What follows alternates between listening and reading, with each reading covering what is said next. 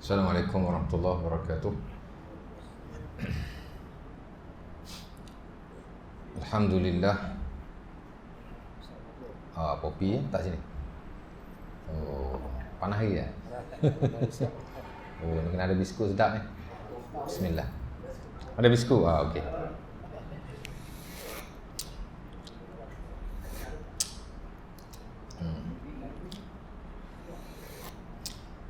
Panas lagi.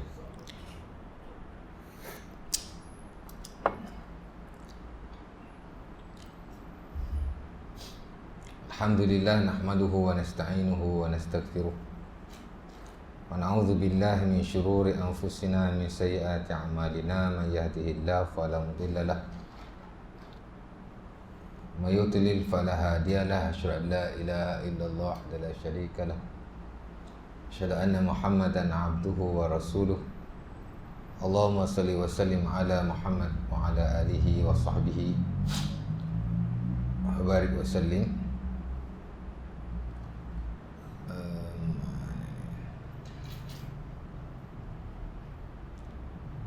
Syukur kepada Allah Subhanahu Wa Taala kerana pada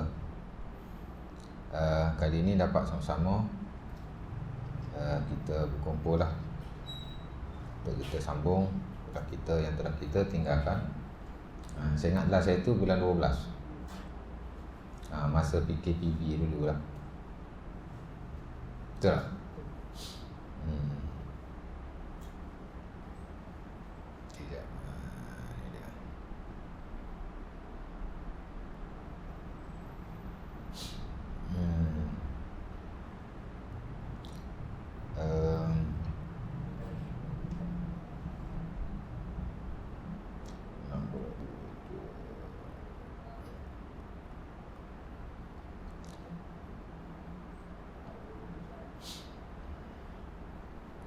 Dan hari itu kita dah masuk babul wudu. Selepas daripada bab al-fitrah, kita dah masuk babul wudu, tapi saya ingat baru satu kuliah dulu kot kan. Baru mukaddimah ataupun pendahuluan tentang babul wudu, itulah makna kepada al-wudu secara bahasanya dan juga secara syaraknya. Kerana bila kita bincang tentang wudu, ada perkara, ada beberapa bab kecil lah di bawahnya. Antaranya ialah makna al-wudu, the meaning of wudu. Oh, mari lalu tu. Oh, masak kali ni. Sambil ngajar sambil makan lah ni ha. Aduh, anak geram tengok biskut ni. Tak ada hal dah. Sambil-sambil. Bismillah. Makna al-wudu, the meaning of wudu. Wudu ni kita panggil ablution dalam bahasa Inggeris.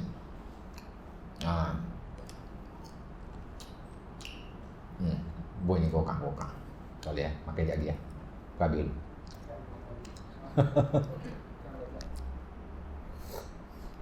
Kalau kita Taharah, the book of purification, di bawahnya ada beberapa bab, antaranya adalah babul wudu. Yang keberapa entah. Pertama dulu bab apa?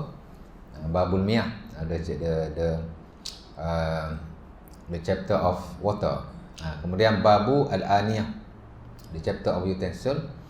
Kemudian bab qada al-hajah, ataupun babul istinja. Kemudian babu al-fitrah, khisalul fitrah was sunan, ataupun sunanu al-fitrah. Khisalul fitrah, mana bab fitrah. Dan yang kelima lah, 5 kan, babul wudu. Mana dah di pertengahan bab ataupun kitab at-taharah. Bab wudu, ada bab-bab yang lain, antaranya ialah bab makna al-wudu, the meaning of wudu. Apa yang kita maksudkan dengan al-wudu. Dan saya dah jelaskan pada kuliah yang lalu maksud wudu secara bahasa dan juga secara syaraknya. Secara bahasa ia merujuk kepada perkataan al-wada'ah. Al-wudu daripada al-wada'ah. Al-wada'ah ni maksudnya ialah cahaya. Cahaya. Umpama kata Al-Imam Ibn Hajar, kerana bila orang berwudu, idza tawadda al-mutawaddi ka'annahu sara wajhahu, ka'anna wajhahu sara wadi'an. dalam Fathul Bari. Kerana dia kata orang yang berwuduk seumpama mukanya itu bercahaya. Al-wudu minal wada'ah. Maknanya wuduk ni daripada perkataan wada'ah. Wada'ah ni makna cahaya. Makna bila ada perkataan wadi ataupun wada'ah, dia merujuk kepada cahaya lah. Di sisi bahasa Arab. Sebab itu ada sebahagian hadis juga yang disebut perkataan wadi. Seumpama yang hadis yang saya pernah baca dalam kuliah yang lalu, itulah hadis yang diriwayatkan dalam Musnad Ahmad daripada Abbad. Di mana antara orang yang muka dia bercahaya, wadi al-wash, kata Abbad, ialah Abu Jahal. Abu Jahal muka bercahaya. Dia kan orang kaya, orang bangsawan. Mestilah syekh. Takkan, kan? Dia kata bila Nabi pergi ajak orang pada Islam di pasar-pasar, ada seorang lelaki kan wadi al-wash, wajahnya bercahaya. Yang memaki Nabi, dan bila ditanya siapa dia adalah Abu Jahal. Bukan Abu Jahal, Abu Lahab. Itulah bapa saudara Rasulullah sallallahu alaihi wasallam sendiri. Jadi wadi al-wash maknanya muka yang bercahaya. Jadi perkataan wudu diambil daripada perkataan itu. Itulah al-wada'ah, yang ni bercahaya. Dan kita harap mudah-mudahan muka kita pun bercahaya lah, nampak ada cahaya lah kan. Mungkinlah, Allah Ta'ala alam. Jadi nak cerita dari sudut zahir, kalau muka orang tu berseri, bercahaya, muka cerah, boleh tentu okey lah. Pasal Abu Lahab pun muka bercahaya juga. Kan? So, ada juga yang kata nak beza muka orang Islam muka bukan orang Islam ni, tengok kalau muka bercahaya tu orang Islam lah tu. Muka ada seri orang Islam lah tu. Dah juga Abu Lahab muka bercahaya, wadi al-wash. Kan? Kalau mati, muka berseri, bercahaya, okey lah tu. Dah. Tidak ada dalil ataupun hadis yang menyatakan bahawa kalau orang tu mati, muka dia berseri, bercahaya, mana dia ahli syurga. Tak ada lah. Setahu saya tidak ada. Itu hanya sangkaan kita sahaja. Sebenarnya tidak ada kena-mengena dengan lahiriah seseorang itu, especially bila dia mati. Masa dia hidup pun sama lah seumpama kita pun, kan? Orang tak semayang pun kalau muka, kan, duk taruh bedak hari-hari, putih juga, cahaya juga, cerah juga, kan? Dah kita ni jenis tak cerah, bubuh bedak apa pun tak cerah juga. Jadi itu bukan satu isu lah, ya. Baik, itu dari sudut bahasa. Kemudian dari sudut syarak, wudu ni ialah satu perkataan yang dinisbahkan kepada perbuatan wudu.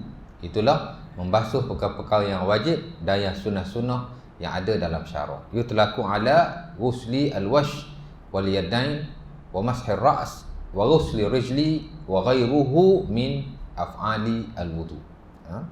Itu antara sebahagian pentakrifan yang saya hafal lah. Itulah suatu perkataan yang merujuk kepada basuh muka, basuh tangan keduanya, sapu kepala dan basuh kaki, dan basuhan-basuhan yang lain yang merujuk kepada wudu, yang merujuk kepada perbuatan wudu. Itulah dimasukkan dengan wudu. Jadi wudu ni ada secara bahasa, ada secara syarak. Secara bahasa merujuk kepada cahaya. Ia juga merujuk kepada basuh.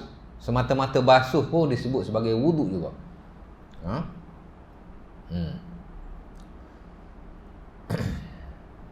Tapi kalau secara syarak bila sebut wudu, dia bukan semata-mata cahaya, dia bukan semata-mata basuh, tapi ia basuh anggota wudu. Itulah maksud dari sudut syarak. Jadi ada perbezaan yang ketara lah antara makna dari sudut syarak dan juga makna dari sudut bahasa. Sebab itu perlu dibezakan suatu perkara antara makna secara bahasanya dan makna secara syaraknya, ataupun juga disebut jugalah makna secara istilahnya. Ataupun dalam bahasa Inggeris, kalau kita bahas dari sudut bahasa, dia panggil literal meaning, literally. Kalau dari sudut syarak, kita panggil technical meaning, technically.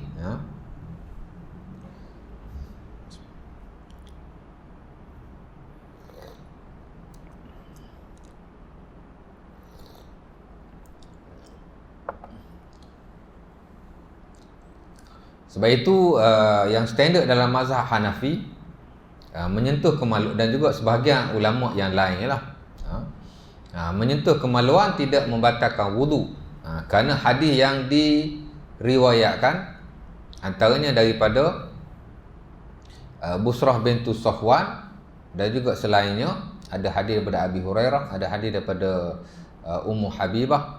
Yang dimasukkan dengan basuh di situ di sisi mereka ialah basuh saja, basuh tangan saja. Mamassa farjahu, hadis Busrah, mamassa zakarahu falyatawadda. Hadis itu diriwayatkan oleh Al-Imam Abi Dawud dan selainnya. Saya ingat dalam Tirmizi ada juga kot. Ibnu Majah pun ada hadis berkenaan, cuma daripada sahabat yang lain lah, daripada Ummu Habibah ataupun daripada Abi Hurairah. Tapi hadis Busrah hadis yang amat penting dalam perihal perkara yang membatalkan wuduk, khusus menyentuh kemaluan. Kata puak-puak Ahnaf, itulah pendukung-pendukung mazhab Hanafi, bahkan yang standard di sini mereka, man massa zakarahu falyatawadda, siapa yang menyentuh kemaluan adalah dia wuduk. Wuduk di sini katanya ialah wuduk lughawi, wuduk secara bahasa, yakni basuh tangan saja. Kalau sentuh kemaluan, basuh tangan. Kalau berwuduk sekalipun dia kata tak wajib, itu sunnah saja. Pasal ada hadis yang menyebut sentuh tak batal, hadis ni pula sebut sentuh batal, menggabungkan kedua-duanya, jadi sentuh tu jadi tidak wajib.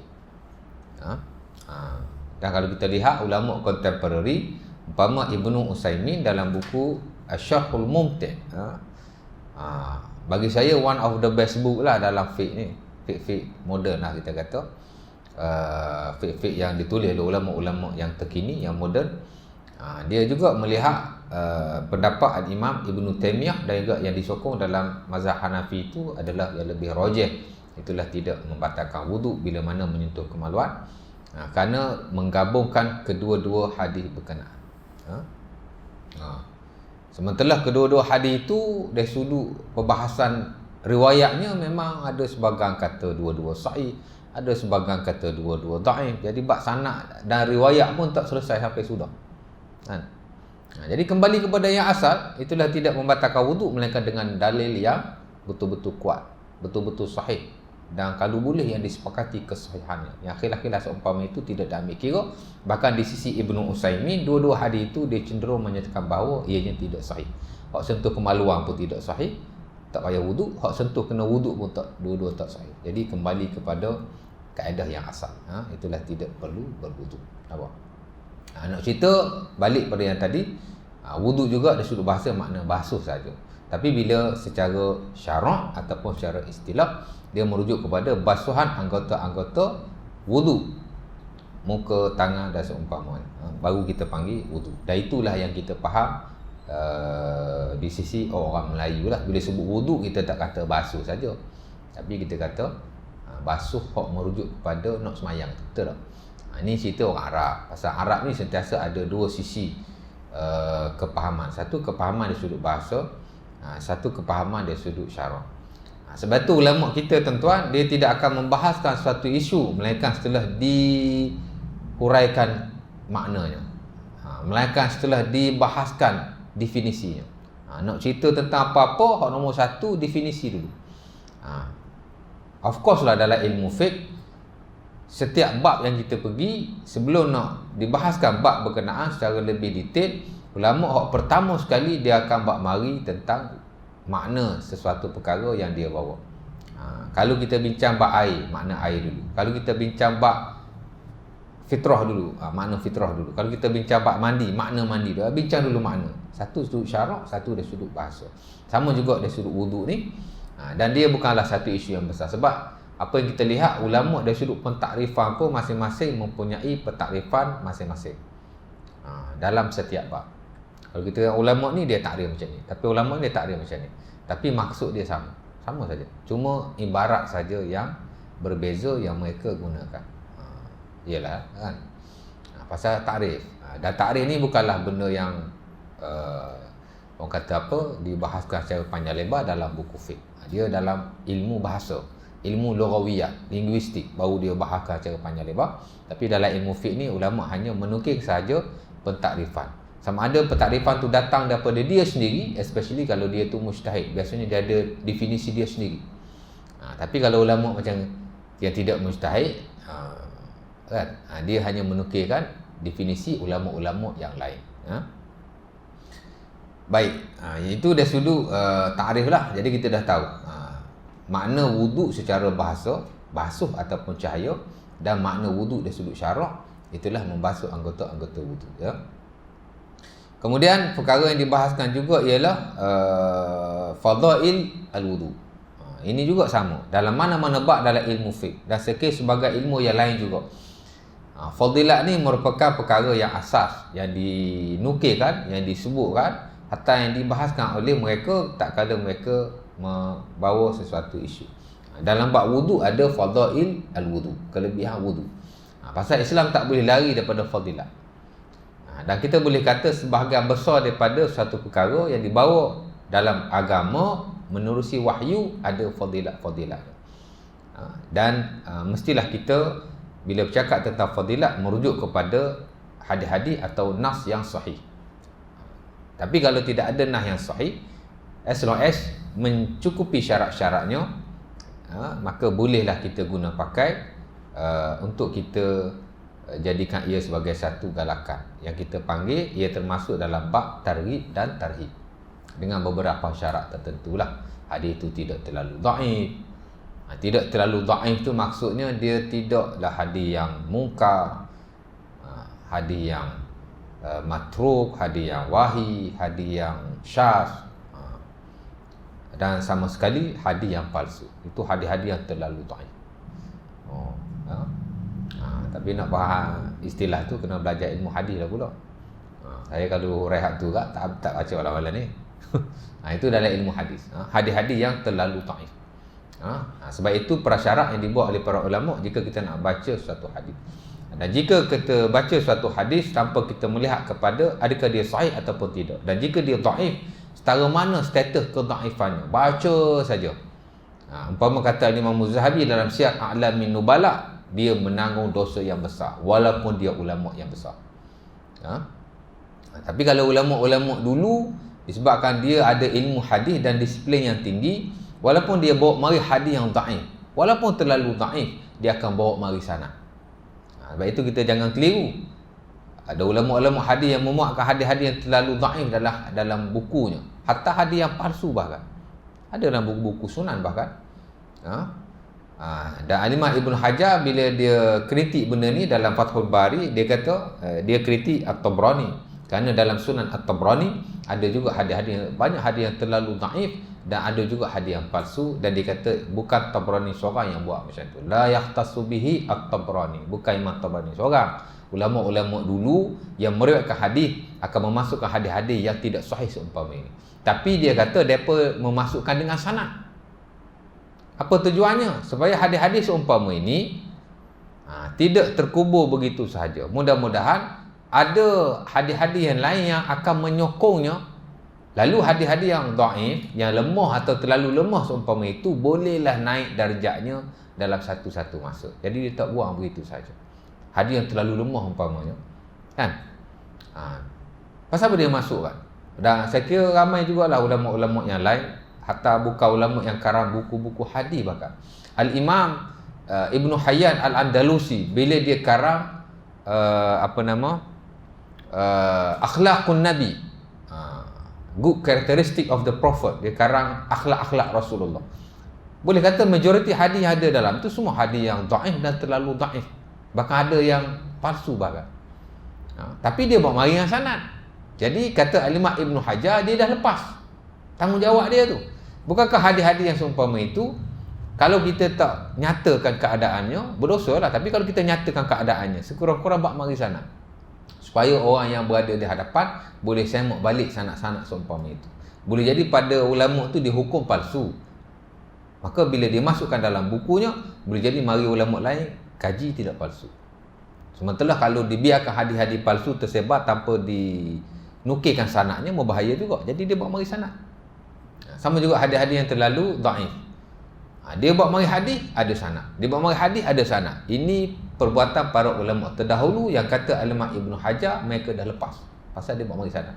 Itu hadis yang dia terima, dia tulis. Itu hadis dia terima, dia tulis. Tapi dia bawa mari sanad. Sepatutnya kita pun macam tu jugalah, kan?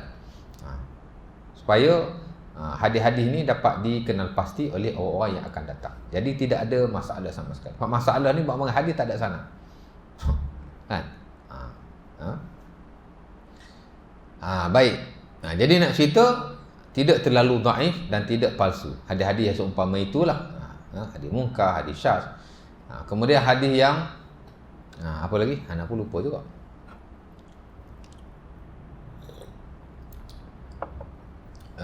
Hadis yang apa nama tadi? Dua nak sebut tadi apa? Yang mula-mula tadi apa? Apa Syekh? Lupa. Dia ada 4 atau 5 syarat. Pertama, hadis itu dia tidak terlalu dhaif ataupun tidak palsu. Kemudian hadis itu juga mestilah hadis yang sudah ada hadis yang lain yang sahih dalam hal yang sama. Mana dia dhaif lah. Tapi hadis yang lain tu ada hadis yang sahih. Mana dia perkara-perkara yang furu'. Biasalah tu kan. Dia hadis ni memanglah dhaif, tapi dah ada hadis lain yang sahih yang seumpamanya. Jadi dia hanya menyokong saja. Dan mungkin ada beberapa syarat yang lain. Jadi kalau cukup syarat-syarat yang seumpama itu, dan yang paling penting ialah kita tidak menganggap ianya sunnah ataupun sabit daripada Rasulullah SAW. Hadis dhaif boleh baca kalau ada syarat-syaratnya. Tidak terlalu dhaif, dia bukanlah perkara yang usul atau sudah ada hadis yang sahih yang menyokongnya. Dan yang paling penting, dia juga tidak dianggap sebagai sunnah. Mana kita tak boleh anggap dia daripada Rasulullah SAW. Sebab itu bila satu hadis yang dhaif itu dibaca, mesti dinyatakan ia hadis yang dhaif, supaya orang tak anggap dia sunnah. Dia tak anggap dia ni sabit daripada Rasulullah SAW. Jadi hadis-hadis yang dhaif boleh digunakan pakai dalam hak ehwal fadilah di sisi majoriti. Dan itu yang ditegaskan oleh ulama-ulama kita, termasuk Imam Ibn Hajar, dan Imam Nawawi pun sebut dalam buku-buku beliau.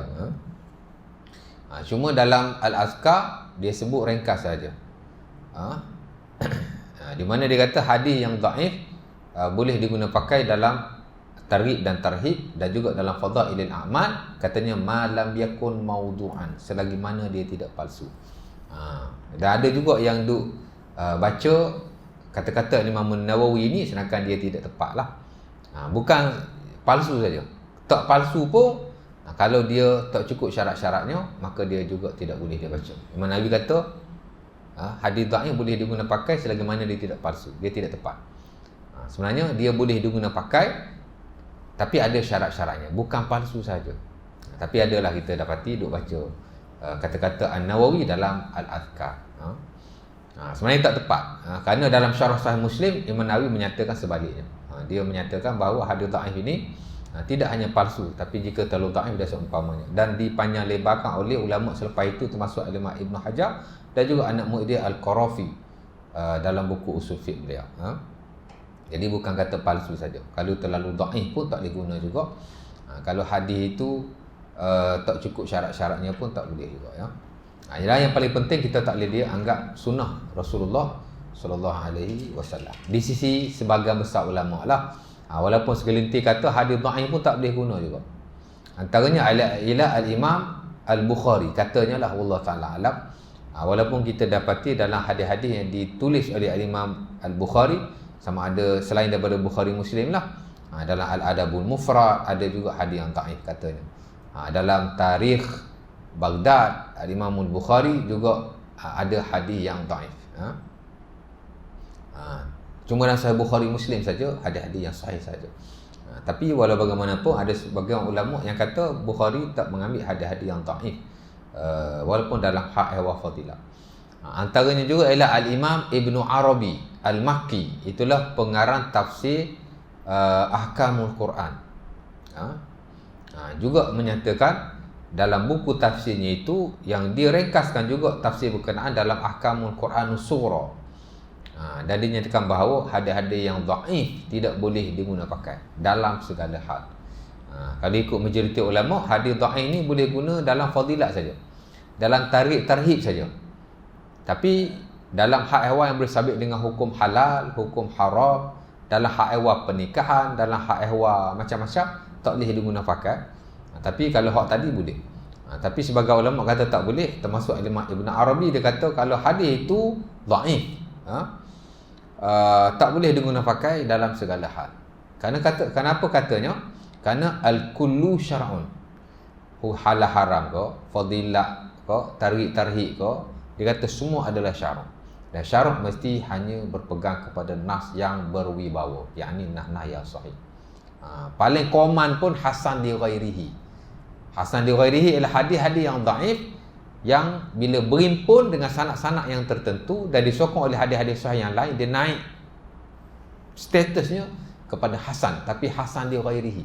Dia hasan tu bukan dengan sebab sanak dia, tapi dengan sebab syahid-syahid yang ada, hadis-hadis yang lain lah. Kalau sebab hasan ni ada dua, hadis yang paling sahih lah. Ada sahih li zatihi, sahih li ghairihi, bawah lagi hasan. Hadis hasan ni ada hasan li zatihi, mana dia memang hadis hasan, sanak dia sendiri. Tapi ada hasan li ghairihi. Hasan li ghairihi ni dia bukan hasan dengan sebab diri dia, riwayat dia, tapi dia menjadi hasan kerana riwayat yang lain. Campur-campur naik status kepada hasan li ghairihi sekurang-kurangnya. Kalau masuk dhaif, semata-mata dhaif, tak boleh diguna pakai, ya. Kata beliau lah, dan mungkin lagi ada ulama-ulama yang lain lah, ya. Nampak? Sementara juga kalau hadis dhaif dijadikan syiar, itu juga satu perkara yang perlu dielakkan sebenarnya. Hadis dia dhaif tapi dijadikan syiar. Pertama, kerana ia akan menenggelamkan syiar-syiar yang sahih. Dan kalau kita kira ulama kita pun, hatta dalam konteks mazhab Syafi'i, Al-Imam Al-Kardi rahimahullahu ta'ala dalam bukunya Al-Fatawa Al-Madaniyah juga menyatakan kita tak boleh membuat satu syiar melainkan dengan dalil yang betul-betul sahih. Dibuat satu bab yang kecil, ibtida'u syiarin la yajuz. Mereka syiar tidak harus. Apa makna mereka syiar? Mereka syiar ni bukannya benda tu tak ada nas, tapi kadang-kadang ada nas, tapi tidak ada nas yang sahih. Inspesifik, dia kata tak boleh juga. Dia antara ulama Syafi'i agak ketat jugalah. Pasal syiar ni mesti betul-betul di atas dalil agama yang berwibawa, mesti betul-betul sahih baru kita boleh buat syiar. Bila kita buat syiar di atas hadis-hadis yang tidak sahih, ataupun ada hadis yang sahih tapi bukan inspesifik. Jadi buat mari contoh yang berlaku pada zaman dulu, orang selepas sa'i dia semayang 2 rakaat sunat. Semayang je pun, kan? Katanya Al-Imam An-Nawawi kata harus, kerana dia adalah ziyadah hasanah, dia satu benda yang baik, haruslah dia kata semayang je pun, kan? Walaupun dalam setengah-setengah hal yang lain Imam Nawawi agak ketat, tapi dalam setengah-setengah hal yang lain dia pun longgar jugalah. Dia kata semayang je pun, boleh dia kata. Ziyadah hasanah, harus. Dia adalah suatu perbuatan baik yang kita tambah, maka dia okey. Al-Imam ulama lain yang tak suka, yang memakruhkan adalah Al-Imam Ibnu Salah. Dia kata makruh pasal tidak ada nas secara spesifik. Tak ada semayang sunat selepas sa'i, tak ada, dia kata. Orang duk buat ni, dia kata tidak menepati sunnah Nabi SAW. Tidak ada nas yang inspesifik dalam hal berkenaan. Jadi dia memakruhkan, seumpama dia tak suka syiar berkenaan. Jadi dah macam jadi satu syiar. Tapi kata Al-Kardi, tidak ada, tidak harus dan tidak makruh. Dia kata bid'ah. Dia kata tak boleh lah. Sebab dia kata lam yarid nasun fi khususi mahallihi. Tidak ada nas in spesifik untuk mensunahkannya. Semayang memang semayang lah, tapi in spesifik after sa'i tidak ada semayang-semayang tertentu untuk kita lakukan. Jadi dia kata ibtida'u syiarin la yajuz. Benda ni dah di syiar sedangkan tidak ada nas in spesifik, maka dia kata tidak harus sama sekali. Nampak? Walaupun ada perbezaan di situ sikit sebanyak, tapi kita lihat ada ulama yang agak ketat lah kerana nak menjaga syariat dan juga agama Allah Subhanahu Wa Taala. Samalah juga dalam hak yang tadi. Nampak? Jadi yang paling pertengah ialah hadis dhaif boleh kita baca, tapi hendaklah dilihatlah status dia, jangan main bedal saja. Dan kita tak nafilah setengah orang memang dia baca bukan hadis yang dhaif tapi terlalu dhaif. Terlalu dhaif, macam tak ada hadis yang sahih. Kan?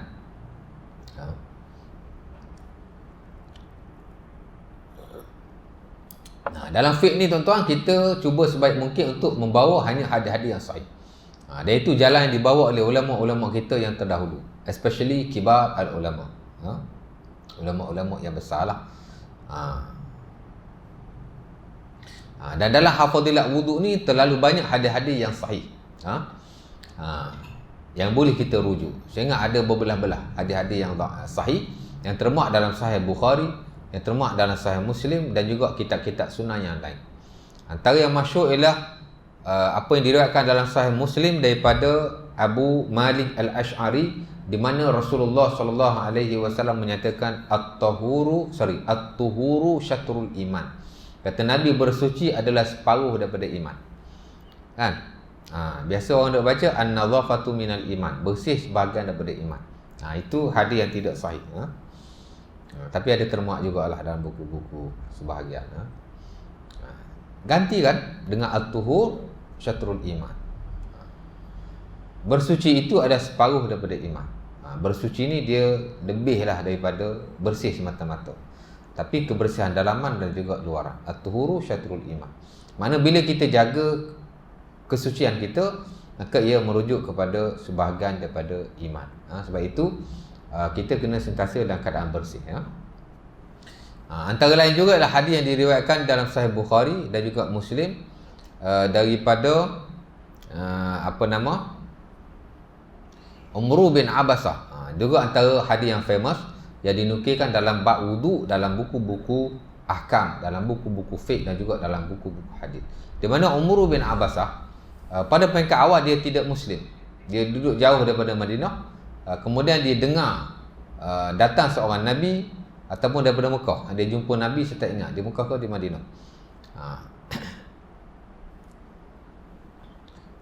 Bila dia dengar ada seorang Nabi yang bawa satu agama yang bagus, dia pun naik kenderaannya, lantas dia berjumpa dengan Rasulullah sallallahu alaihi wasallam.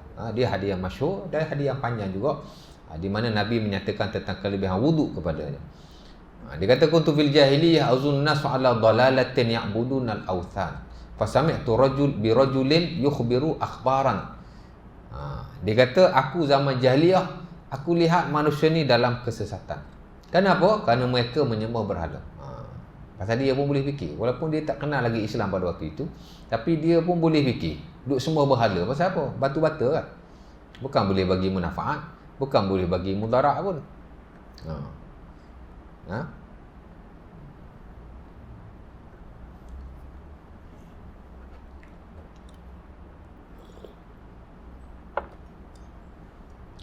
Lepas tu apa dia buat?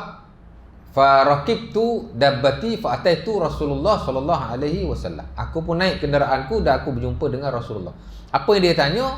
Yang dia tanya ialah, ya Rasulullah, ya Nabi Allah, hadisni anil wudu. Wahai Nabi, ceritalah padaku tentang wudu.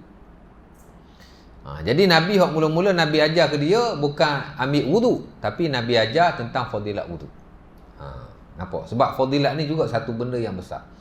Sebab itu ada golongan yang seolah-olah meremehkan fadilat, ada golongan juga yang berlebihan dalam fadilat. Dan dua-dua ni adalah sufism, tasawuf. Meremehkan fadilat dan tasawuf juga. Dia kata jangan beramal kerana fadilat. Fadilat, kalau kita beramal kerana fadilat, jadi tak ikhlas. Tak hakikat lagi.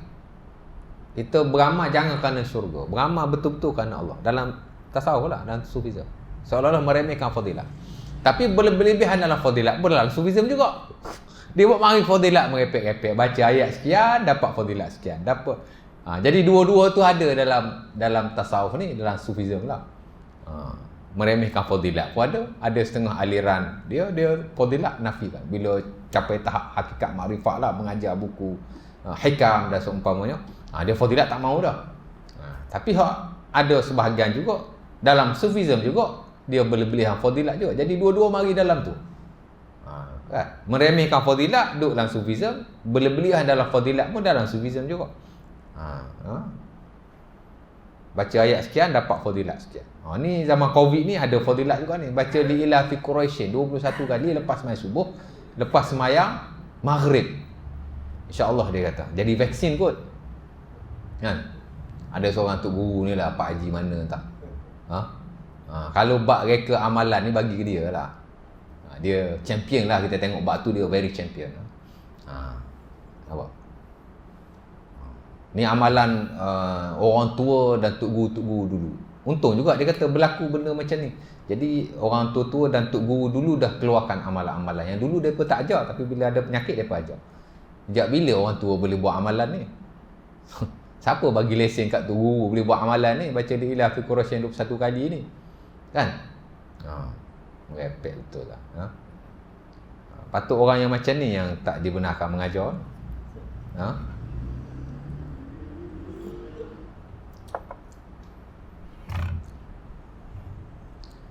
Jadi Nabi pun ajar dia. Nabi kata ma min rajulin yakrub al-wudu faghassala yadayhi illa kharaja khati'ati yadihi min anamilihi ma'al ma'.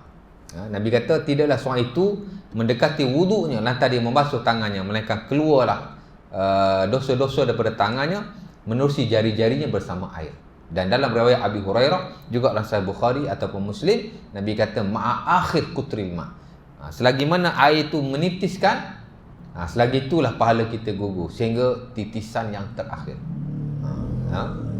Bukan makna kita kena boleh banyak berwuduk guna air, tapi nak menunjukkan bahawa titisan-titisan itu membawa dosa-dosa kita sehingga kepada titisan yang terakhir.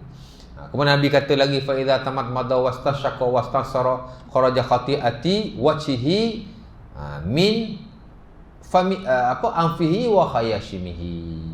Dan bila dia basuh, bila dia berkomor dan dia memasukkan air ke dalam hidung dan mengeluarkannya, maka keluarlah dosa-dosa daripada mukanya. Muka kita tak buat dosa, yang dia buat dosa bahagian muka lah, mulut kita, mata kita. Jadi keluar dosa-dosa, Nabi kata daripada hidungnya dan juga daripada kerongkongnya. Kan kita ambil wuduk dengan satu cedokan, kita separuh kita masuk dalam mulut, separuh lagi dalam hidung. Itu yang standard dan paling sahih. Bila kita ambil wuduk, komor dengan hidung masuk sekali, keluar sekali. Tapi kalau buat asing-asing pun boleh, tapi afdal dan yang paling sahih ialah mensekalikan antara madmadah dan istinsyak dan istinsar. Mana komor dengan air ke hidung sekali ya. Dan itu yang paling standard dalam mazhab Syafi'i sebenarnya. Baik. Lagi Nabi kata fa idza masha ra'sahu kharaja khati'atu ra'sihi min sya'rihi ma'al ma'. Sama juga bila dia basuh kepalanya, akan keluarlah dosa-dosa kepalanya daripada rambut-rambutnya. Kepala kita tak ada dosa, yang dosa hak duduk dalam kepala tu. Kan? Duk fikir, tu dosa kepala tu dia bagi. Jadi dia akan keluar insya-Allah taala bersama dengan air-air yang kita basuh kepala kita. Sebab tu bila basuh kepala, basuh semua, itu the best. Jangan basuh cek gitu je. Kan? Sah, memanglah sah lah di sisi sebahagian. Tapi sebaik-baiknya basuh kesemuanya. Mudah-mudahan sampailah Nabi kata sehingga bila dia membasuh kakinya kharajat khati'atu rijlaihi min anamilihi ma'al ma'. Sama juga bila dia basuh kakinya, keluarlah dosa-dosanya daripada jari jemarinya bersama dengan air. Dan dalam riwayat Abi Hurairah tadi, titisan air yang terakhir, akhir putril ma', hatta kharaja naqiyan minaz zunub, sehingga dia keluar bersihlah daripada dosa-dosanya. Jadi tak ada dosa. Ataupun dari riwayat Umar bin Abbasah ini, Nabi kata hatta kharaja kahayatihi yauma waladathu ummuhu. Dan bila dia berwuduk dengan sempurna seumpama itu, Nabi kata jadilah dia seumpama hari dia dilahirkan oleh ibunya, mana tidak ada dosa. Orang yang baru lahir mana ada dosa?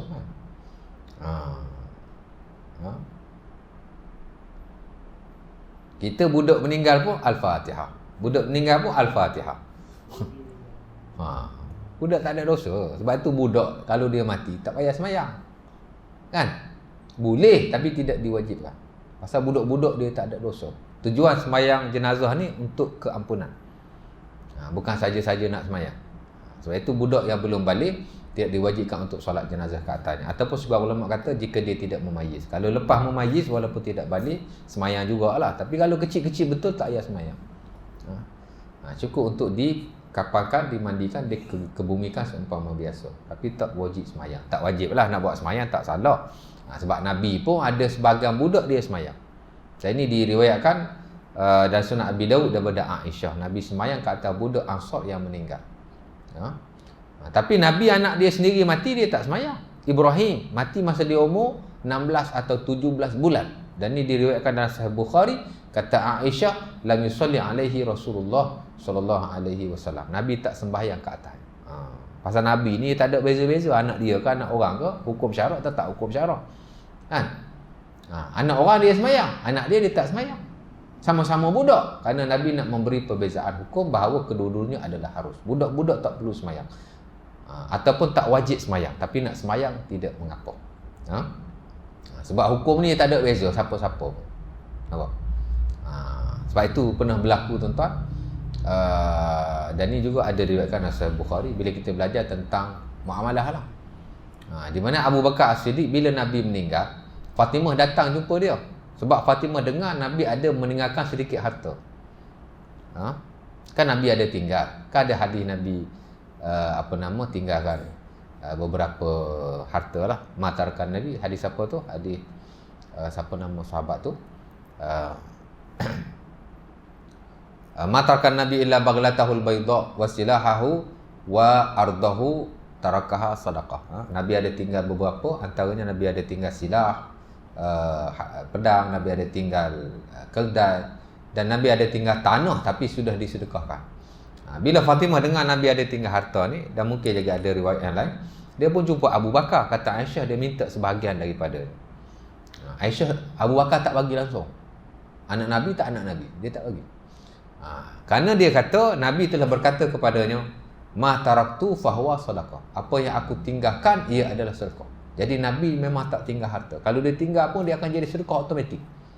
Hak dia niat sedekah yang diberitahu sahabat dan seumpamanya memang sedekah lah. Tapi kalau Nabi tak bagi tahu pun, di atas hadis berkenaan Nabi kata ma taraktu fahuwa sadaqah. Apa yang aku tinggalkan dia adalah sedekah. Jadi Abu Bakar tak bagi langsung pada Fatimah. Lalu baliklah Fatimah, kata Aisyah, wajada fi Abi Bakar syai'an.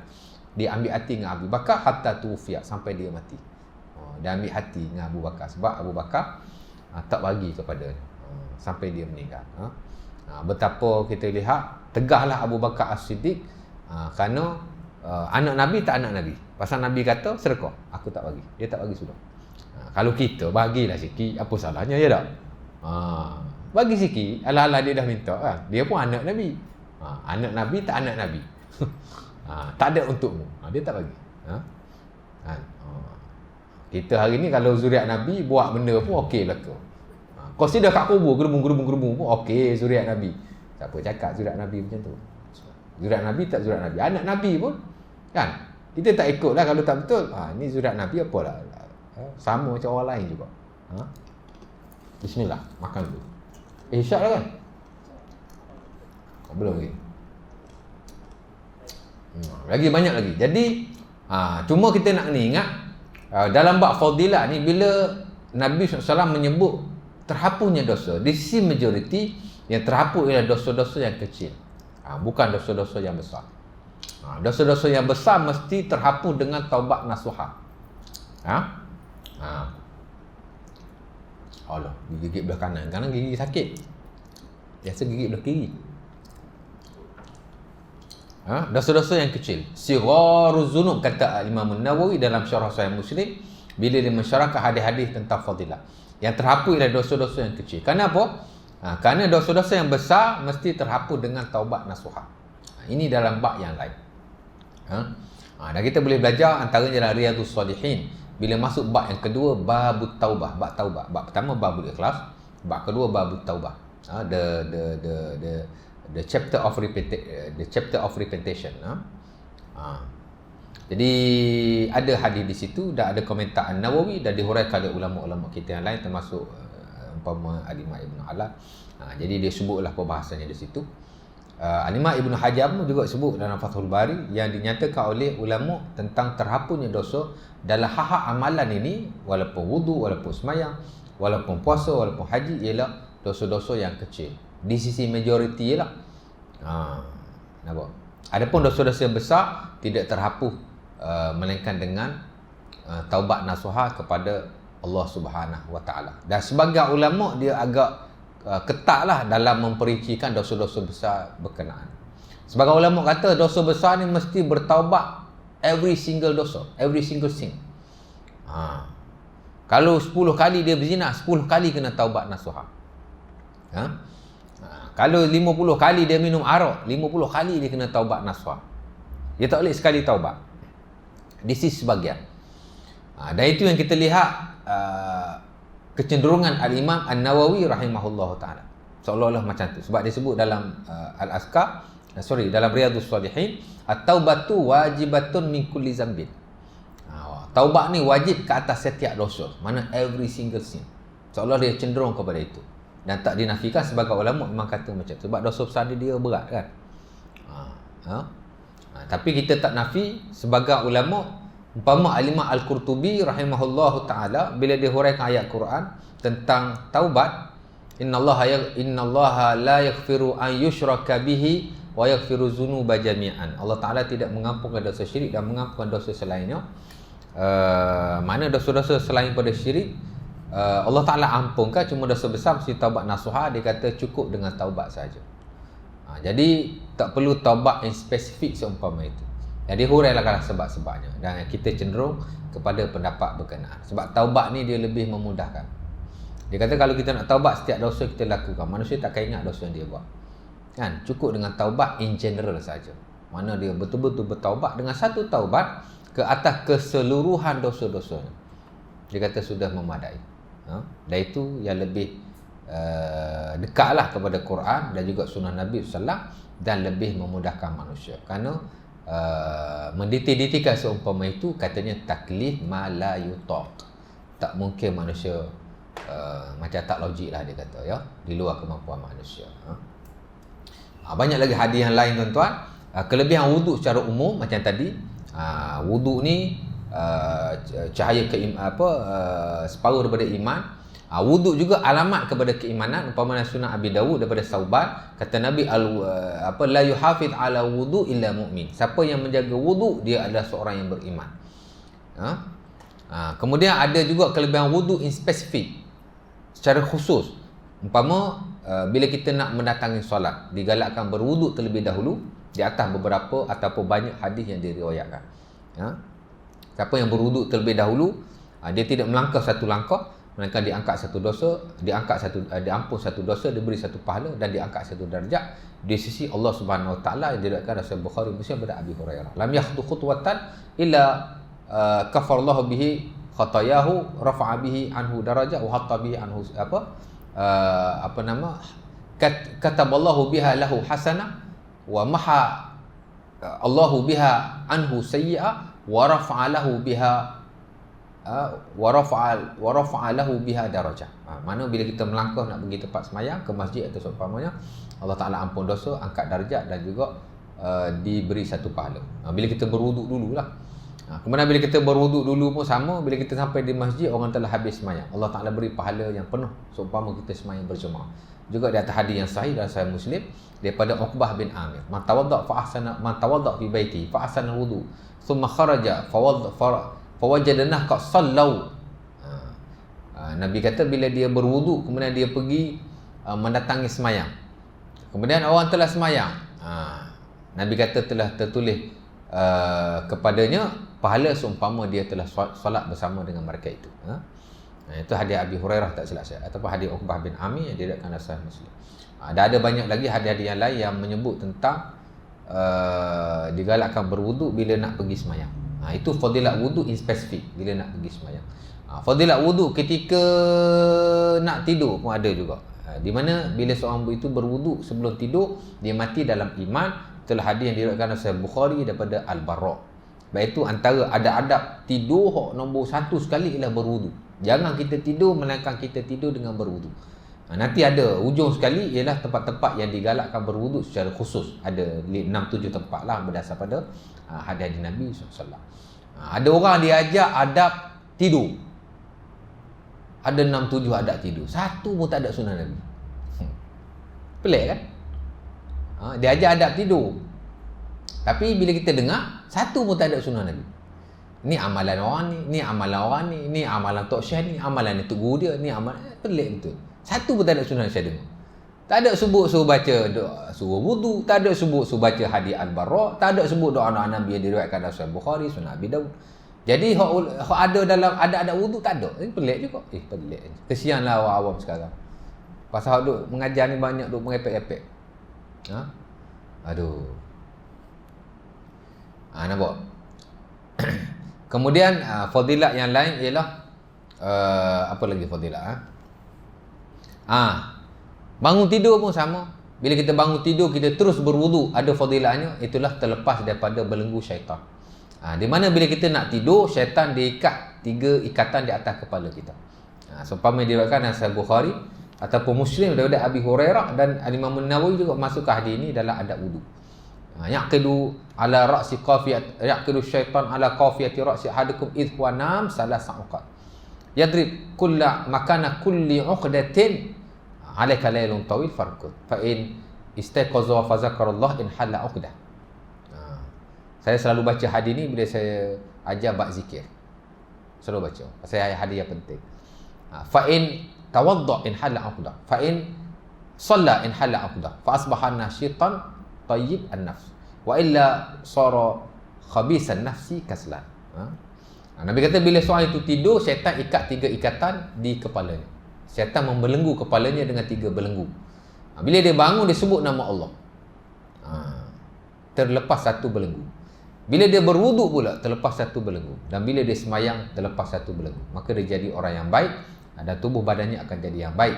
Bila dia tidak melakukannya itu, maka dia akan menjadi orang yang tubuh badannya buruk dan dia menjadi orang yang malas. Nampak? Itu bangun tidur. Dan ada lagi lah tempat-tempat lain yang menyebut tentang fadilat wudu. Saya ingat banyak lagi. Saya pun tidak menghafal keseluruhan. 2. Jadi dah makna wudu, yang kedua fadilat wudu. Dan fadilat wudu ni juga satu benda yang penting yang perlu kita tekankan supaya kita melihat akan pensyaratan wudu ni satu benda yang baik dan sunnah Nabi SAW yang besar. Bukan semata-mata kerana kita nak semayang. Sebab itu amat-amat digalakkan supaya kita dalam keadaan wudu setiap masa.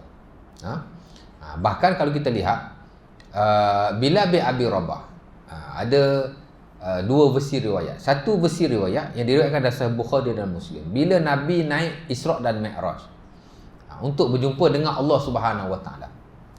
Nabi bukan naik ambil semayang saja, jumpa Allah tau. Jumpa tak jumpa berhadapan tu khilaf ulama lah. Kerana ada nas yang berbeza, tapi memang Nabi nak berjumpa dengan Allah Subhanahu Wa Taala. Cara berjumpa kita tak tahu. Nabi pun tak cerita.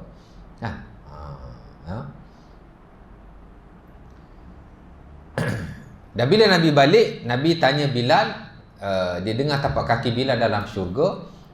Biasa yang kita dengar hadis Bilal kata inilam atatahhar fi sa'ati lailin aw nahar illa sallaitu bizalika tuhur ma kutibali an usalli.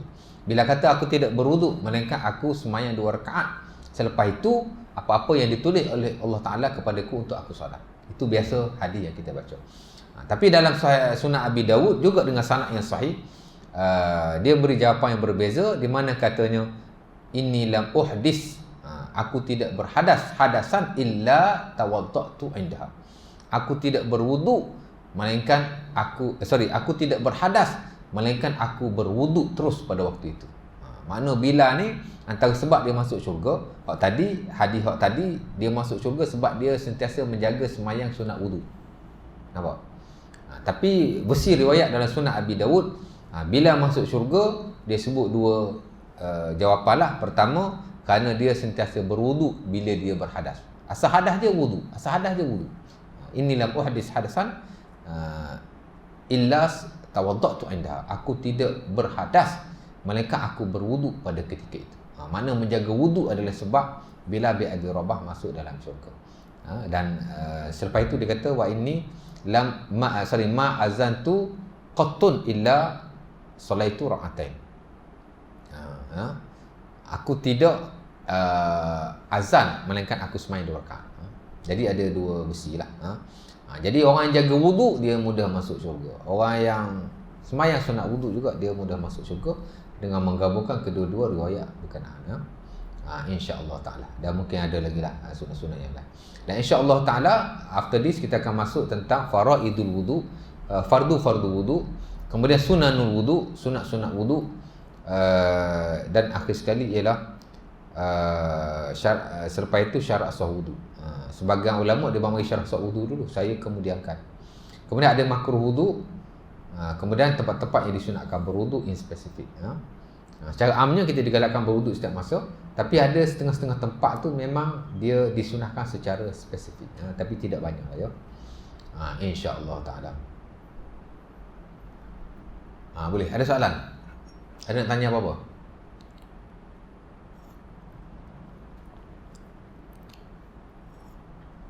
Kalau tak ada, insyaAllah ta'ala kita berhenti setakat ini, dan kita akan sambunglah pada kuliah yang akan datang. Aku qouli hadza wa azim li wa lakum. Assalamualaikum warahmatullahi wabarakatuh. Tutup majlis tasbih kafarah dan surah Nas.